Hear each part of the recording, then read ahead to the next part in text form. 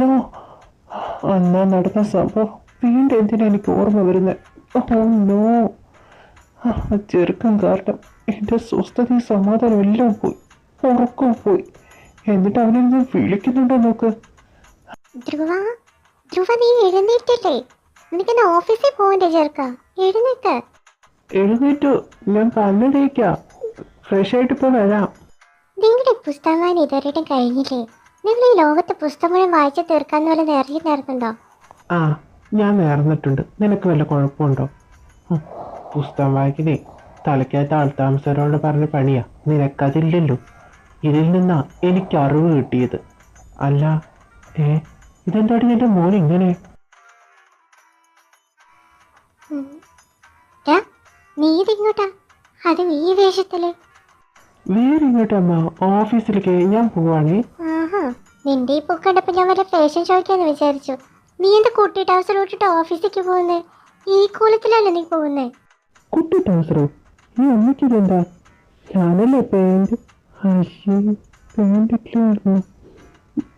ആ, അത് പിന്നെ ഞാനൊന്ന് വെറൈറ്റി ആയിട്ട് ഓഫീസിൽ പോകുന്ന ചോദിച്ചു, ജോളിയായിട്ട്. അമ്മ പറഞ്ഞോണ്ടിരുന്നപ്പോൾ എന്തായാലും മാറ്റിയിട്ട് വരാം.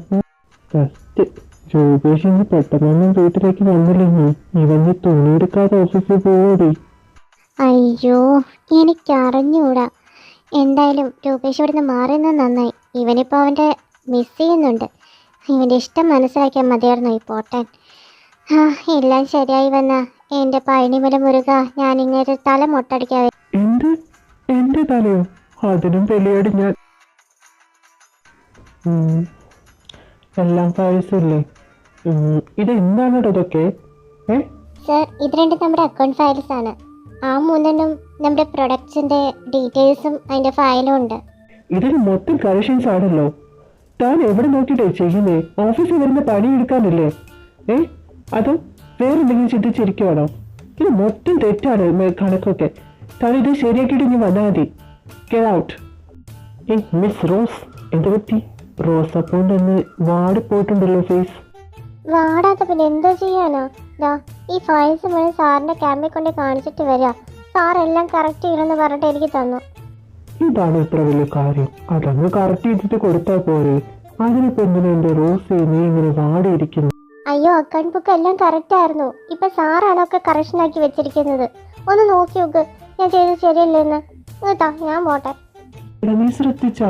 ആ അക്കൗണ്ട് മുഴുവൻ തെറ്റാവും ചെയ്തു വെച്ചിരിക്കുന്നത്. ആ കൊച്ചു നല്ല രീതിയിൽ കൊണ്ടു കൊടുത്തതാ, അതിനൊക്കെ തെറ്റിച്ച് വെച്ചിട്ടുണ്ട്. അതിനെ ഇരട്ടി പണി. ഇവനിത് എന്താ പറ്റിയത്? അപ്പൊ നീ ശ്രദ്ധിച്ചില്ലേ? കുറച്ചു നാളായിട്ട് ഇവൻ ഇങ്ങനെ തന്നെയാണല്ലോ. വീടിനകത്ത് അങ്ങനെ തന്നെയാണ് ആന്റി പറഞ്ഞത്. രൂപേഷ് പോയതിന്റെ ആയിരിക്കും. കിളികളെല്ലാം പോയി വ്യത്യാസത്തിന്റെ. ഞാൻ അവനെ വിളിച്ച് പറഞ്ഞിരുന്നു വിവരം.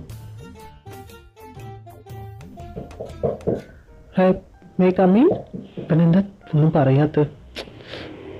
നീ ഇതെന്താ ഒന്നും പറയാതിരിക്കുന്നത്? ഇതെന്താ ഞാൻ വിളിക്കുന്നു? നീ വിളിച്ചോ? ഞാൻ കേട്ടില്ലടാ. കേക്കില്ല. കുറച്ച് ദിവസമായിട്ട് നീ എന്ത് ചിന്തയിലാണ്? എന്തൊക്കെ കാട്ടിക്കൂട്ടുന്നത്? ഞാൻ എന്ത് കാട്ടിക്കൂട്ടിന്നാ നീ പറയുന്നത്? ഒന്നും കാട്ടിക്കൂട്ടിയില്ലേ? ആ പെൺകൊച്ച് കറക്റ്റായിട്ട് അക്കൗണ്ട് കാണിച്ചു തന്നപ്പോൾ നീ അതൊക്കെ കറക്റ്റ് ചെയ്ത് കൊടുക്കുന്നവനൊക്കെ കറപ്ഷൻ ആക്കി കൊടുത്തിട്ടുണ്ട്. നിനക്ക് എന്താ പ്രശ്നം? നിന്റെ മനസ്സിലുള്ളത് ഇങ്ങനെ വെച്ചുകൊണ്ടിരിക്കുന്നത് ആ ചെറുക്കനോട് പോയി പറയും. അപ്പൊ തീരും നിന്റെ ഈ ബുദ്ധിമുട്ടൊക്കെ.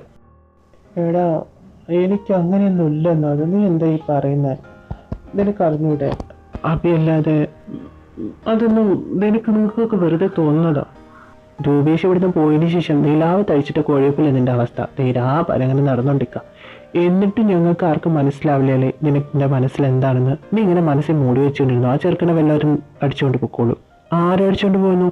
അവൻ ലൈഫ് ലോങ് എൻ്റെ കൂടെ തന്നെ ഉണ്ടാവും. പട്ടിയിട്ട് പുല്ല് തിന്നൂല്ലെന്ന പശുവിൻ്റെ ഇട്ട് തീറ്റിക്കൂല്ല. വല്ലാത്ത സ്വഭാവം തന്നെ. നിനക്ക് ഒട്ടും അസൂയല്ല കേട്ടോ, ഒട്ടുമില്ല. നീ ഇങ്ങനെ പിടിവാശി പിടിച്ചുകൊണ്ടിരിക്കെ മനസ്സിലുള്ളൊക്കെ മൂടി വെച്ചിട്ട് പോയി പറയടാ അവൻ്റെ അടുത്ത്. അടാ, അത് പിന്നെ എനിക്കെന്തോ പോലെ എവിടെയോ എന്തോ ഒരു തടസ്സം. ആ തടസ്സം നീ മാത്രം, വേറെ ഒന്നുമല്ല. ഞങ്ങൾ പറയാമെന്ന് പറഞ്ഞു. ഇനി ബാക്കിയെല്ലാം നിന്റെ ഇഷ്ടം. ഒരു കാര്യം ഞാൻ പറഞ്ഞേക്കാം, അഭി ആഗ്രഹിക്കുന്നത് ഇത് തന്നെയാവും. ഞാൻ പോവാ. ഒന്ന് നിൽക്കടാ. എന്താ, എന്നെ കാണാനാണോ? അല്ല, ഞാൻ നാളെ തന്നെ രൂപേഷിൻ്റെ അടുത്തേക്ക് പോവാം. എനിക്കവനെ ഇഷ്ടമാണ്.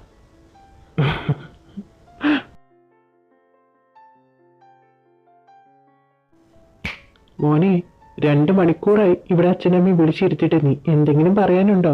നീ എന്തേ കണ്ണു ഉരുട്ടിയോണ്ട് നിൽക്കുന്നേ? അത് പിന്നെ നാളെ ഞാൻ ഇവിടെ ഉണ്ടാവില്ല, ഒരു സ്ഥലം വരെ പോവും. ഇതിനാണ് ഇത്രയും സമയം വേസ്റ്റ് ചെയ്തത്? അല്ല, നീ ഇടയ്ക്കിടയ്ക്ക് യാത്ര പോകുന്നതല്ലേ മീറ്റിംഗ് കാര്യങ്ങളായിട്ട്? ഇതിനിപ്പോൾ എന്താ പ്രത്യേകത ഉള്ളത്? ഞാൻ മീറ്റിങ്ങിനല്ല പോണേ, അമ്മയുടെ ബേബീനെ കാണാനാ, എൻ്റെ രൂപേഷിന്.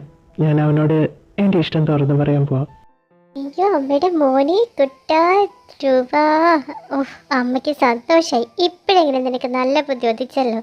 എൻ്റെ പ്രാർത്ഥന ദൈവം കേട്ടു. നിനക്കുള്ള എല്ലാ സാധനങ്ങളും അമ്മ ഇപ്പം തന്നെ പാക്ക് ചെയ്ത് വെക്കാടാ. പൈനിമണി മുരുക, ഇത്രയും പെട്ടെന്ന് നീ പ്രാർത്ഥന കേൾക്കും ഞാൻ വിചാരിച്ചില്ല. എൻ്റെ തലയുടെ കരുത്തിൽ തീരുമാനായി.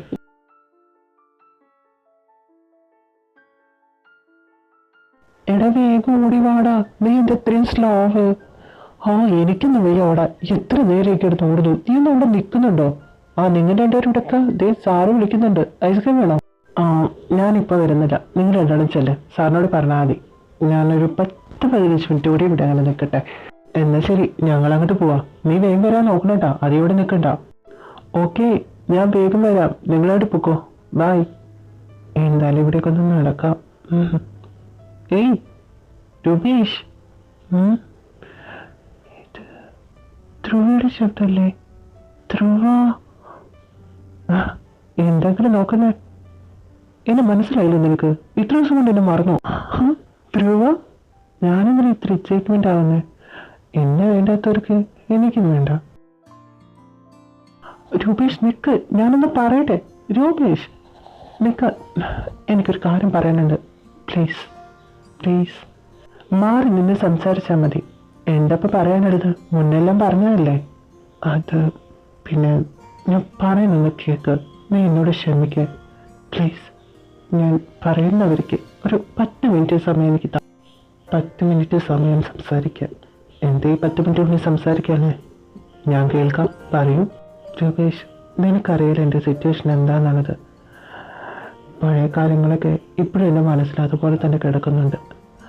അത് പോകാത്തോണ്ടാണ് എനിക്ക് നിന്നെ അക്സെപ്റ്റ് ചെയ്യാൻ ഭയങ്കരമായിട്ട് ബുദ്ധിമുട്ടുണ്ടായിരുന്നത്.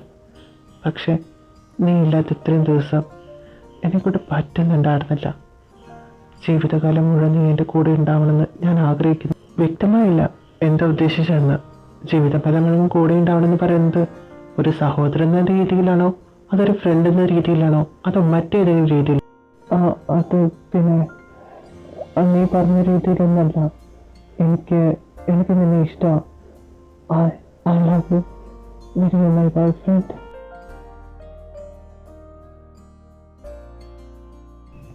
നീ എന്താണെന്നും പറയാതെ നിൽക്കുന്ന മറുപടിയിലാണ് വേണ്ടത്.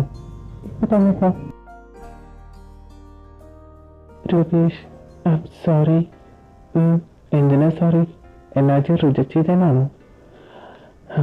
അതൊന്നും സാരമില്ല. ഇപ്പോൾ എന്നെ അക്സെപ്റ്റ് ചെയ്തല്ലേ. ഇത്ര കൊല്ലമായിട്ട് ഞാൻ വെയിറ്റ് ചെയ്തിരുന്നത് ഈ ഒരു വാക്ക് കേൾക്കാനോ. I love you so much Dhruva baby, വേഗം വാ. എന്തിന്? ഞാൻ വേറെ റൂമോട് ബുക്ക് ചെയ്തിട്ടുണ്ട്. അയ്യടെ മോനെ, അങ്ങനെയൊന്നുമില്ല, നിങ്ങൾ വന്നേ. രൂപേഷ്, നീ വിട്ടേ. എന്താ ചെയ്യുന്നേ? ചെറിയ കുട്ടിയെന്നല്ലല്ലോ, ഞാൻ എന്താ ചെയ്യുന്നതെന്ന് അറിയാതിരിക്കാൻ വേണ്ടി. കുറച്ച് കാലമായി കാത്തിരിക്കുന്നു, ഇനി വയ്യ.